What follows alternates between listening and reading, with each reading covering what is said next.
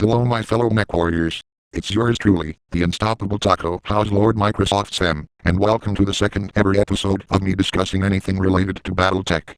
Today, we are gonna be covering a medium mech, since the last time we've covered was a light design. And before anyone asks, it's not yet time for clan mechs, since we still have to cover 3 more Inner Sphere entries in this nascent series, before I could proceed in with my established upload schedule. Maybe, in episode 6, I'll bring in something very special, and it'll be something you guys might all be familiar with. But now, for the time being, please be patient. We'll get to there eventually. Do not waste any more time. Today's mech we'll be covering is among one of the most well-known medium designs, simply because it functions as an absolute unit of a bodyguard. That medium mech that we'll be discussing today is the Hunchback, and is among one of the most feared mediums, due to its absolutely monstrous AC-20 autocannon in its right torso. First order of business, tech specs. This head-clipping monster is a medium inner sphere design, massing at 50 tons. Its top speed is a somewhat slow 64 km per hour, or almost 40 miles per hour. That's pretty reasonable, because it has to keep pace with its lancemates in order to deliver devastating AC-20 damage to its enemies. Height is around 11.5 meters on average. Year introduced, 2572, and its rounded cost is 3.47 million C-bills. This means, if you procure 2 locusts for the combined total of 3 million C-bills, you'll be paying for almost as much as you would for a single Hunchback. Now let's move on to some lore, and oh boy, there's a lot of stuff written about it. The Hunchback is a respected and feared reunification warrior and street fighter that has been in production since its debut in 2572. Built for urban combat and close-range brawling, this battle mech has the heavy armor and weaponry to stand up against any foe in the dense cover of a city environment. Its heavy armament does come at a cost though. In terms of maneuverability and heat dissipation, the Hunchback is merely average, while the lack of long-range weapons means the Hunchback is little more than a slow-moving target in the open. In an attack, the slow speed of the Hunchback forces it to participate, as part of the second wave, exploiting any weaknesses in the enemy's armor, after they've been softened up.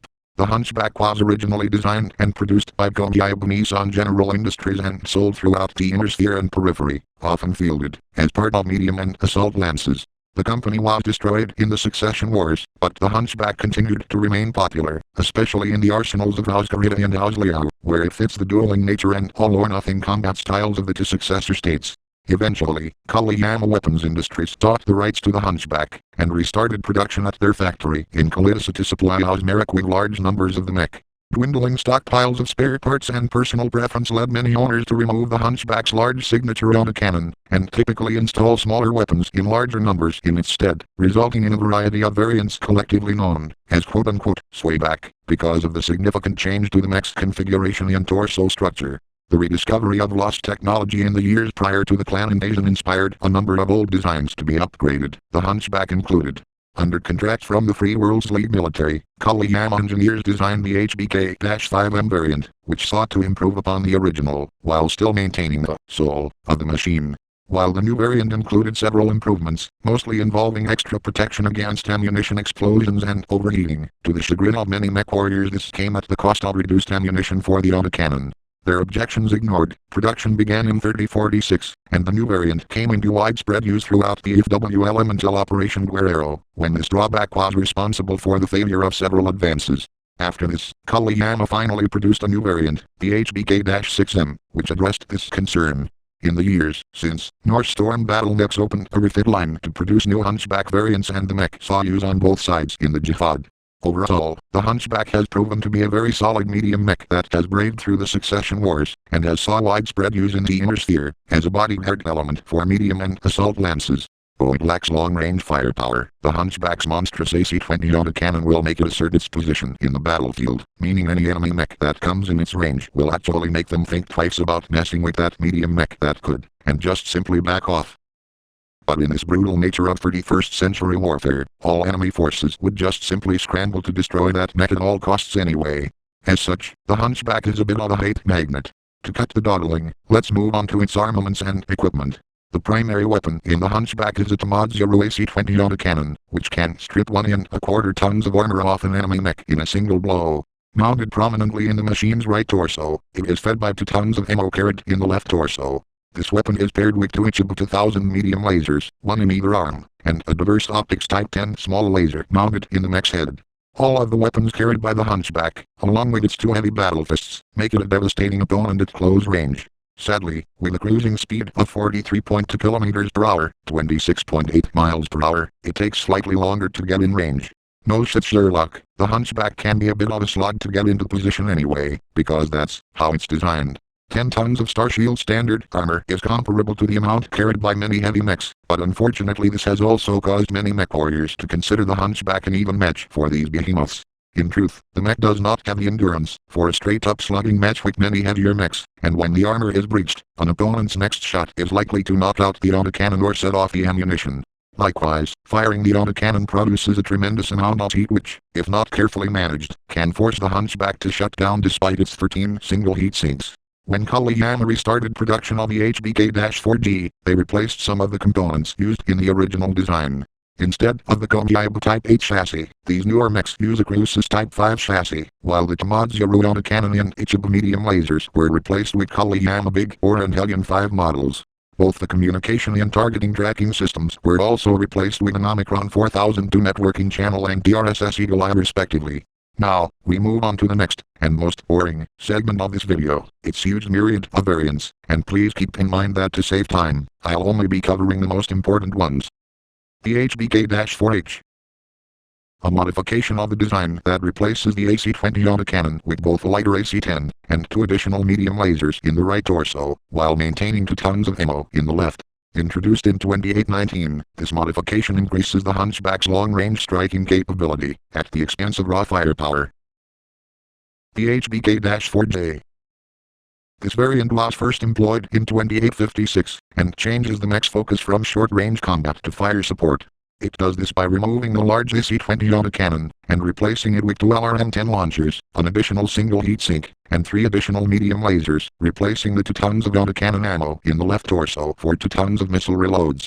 This variant can act as a bodyguard mech for fire support lances without degrading the mission of those lances, because of its mix of LRMs and medium lasers.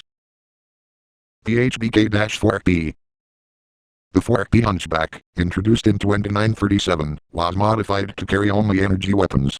The AC-20 autocannon was replaced with 6 additional medium lasers, and the number of single heatsinks carried brought up to 23, in order to handle the incredibly high heat load. It has proven to be one of the most popular of the swayback variants, as the combined firepower of all 8 medium lasers can do twice as much damage as the autocannon they replaced. The HBK-4SB. The 4SB variant replaces the autocannon with 2 SRM-6 launchers, 1 each in left and right torsos, fed by 2 tons of reloads kept in the center torso. These missile launchers provide the mech with a great deal of damage capability at close range, but they do not have the same raw power as the original AC-20. The mech also has 4 medium lasers, as secondary weapons split between the arms. It seems we are done with the regular Hunchback variants, but this is not the end of the segment. Oh. There's also some custom variants we'll be covering, starting with the Hunchback Gauss prototype.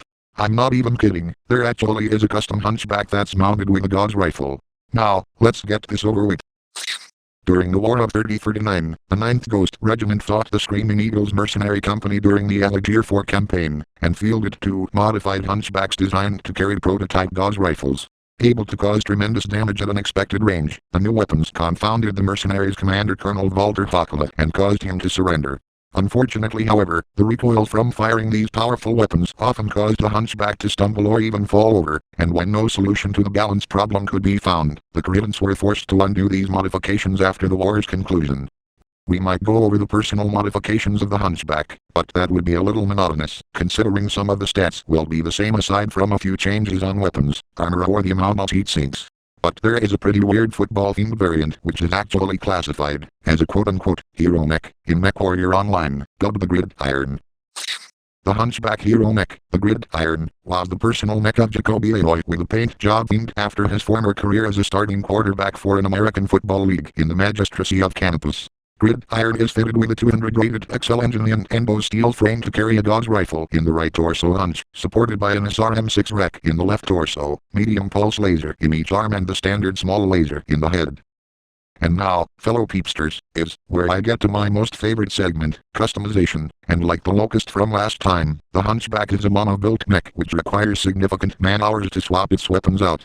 The refit I am proposing, the HBK-4X-1 Microsoft, is very largely considered an upgrade for me.